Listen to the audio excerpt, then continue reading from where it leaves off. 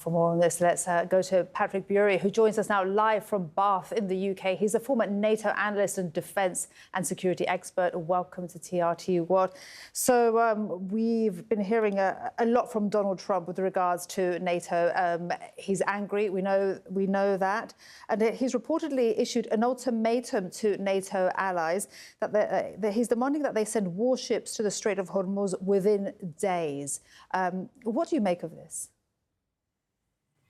I take it you're running off the Der Spiegel report from this afternoon, Yes. which could well be credible. Yeah.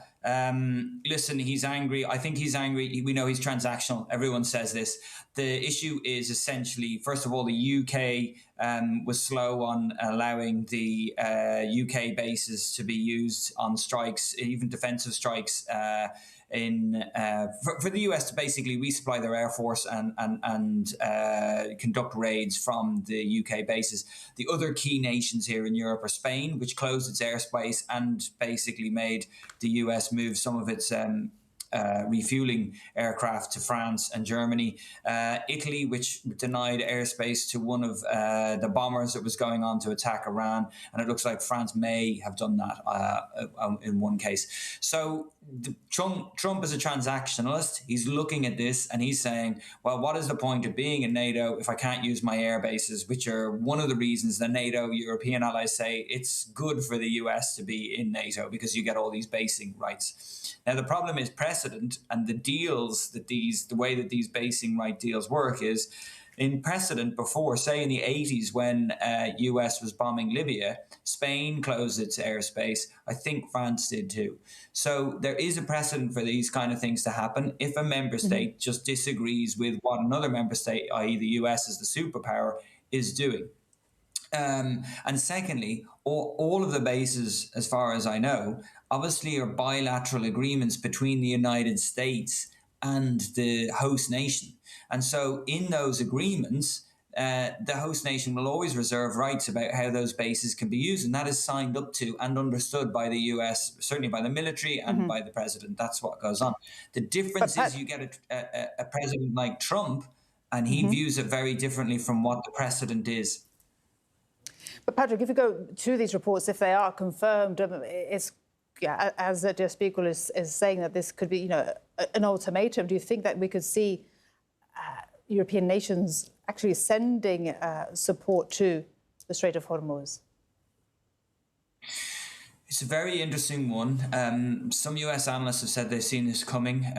I didn't because it's not popular amongst these European states. There's no public support for getting involved in this war. Now, a ceasefire potentially creates this situation where there's a lower threat environment, where a maritime coalition, probably led by the US, has more acquiescent opportunities for getting past the Strait of Hormuz and into the Persian Gulf to move, help escort. You basically have a picket line of destroyers and then an escort force behind that.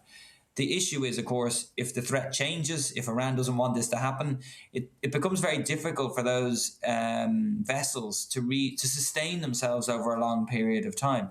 And secondly, the amount of vessels that could get out, even behind that, under a high threat environment, is pretty low. You're probably talking in the low tens, which just isn't enough and doesn't really make any difference to the price of oil and gas coming out of the Strait. So it's not something the European powers want to get involved with. It's very difficult to sustain, and it doesn't look like it would be that effective. So it's not a solution. And Patrick, more reports, again, if this is confirmed, I just want to get your take on the significance of this, that Trump is considering removing US troops from Europe as these relations with NATO deteriorate. How do you see that? And how could Europe, what would that mean for Europe? So look, what's emerging here is obviously serious grievance, and it may calm down, it may not. He does like to push for maximalist demands, and then he walks them back a bit. But we do know that he's pretty fed up with NATO. What it seems to be coming out of the recent stream of messages on Truth Social, but also his actions with Greenland. So If he does that, he's got about 30,000 in Germany. If he decided to start to weaken their presence, I mean, what does it do? It signals, especially to the Europeans, that the US is no longer really interested in NATO in the way that it was. And by talking NATO down, he's causing a lot of damage. You could argue, we only a couple of years ago, NATO was at one of its strongest ever with the accession of Sweden and Finland into the alliance. And the unity that was shown against Russia.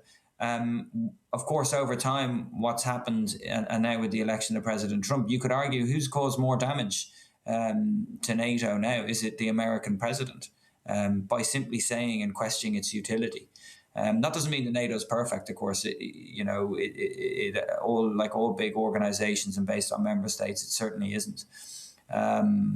But the level of damage, the chaos, the instability, not just to NATO, but to the wider world now, if you look at what's going to happen in the Strait, is very, very interesting. And if there's a lot of talk about whether Trump is potentially, a mark, an asset, it doesn't really matter, because in many respects, the biggest winner out of all this, apart from Iran, at the moment is Russia. Patrick, thank you very much indeed. Very interesting to speak to you. Thank you for sharing your expertise and your time with us here on TRT World. Thank you. Thank you.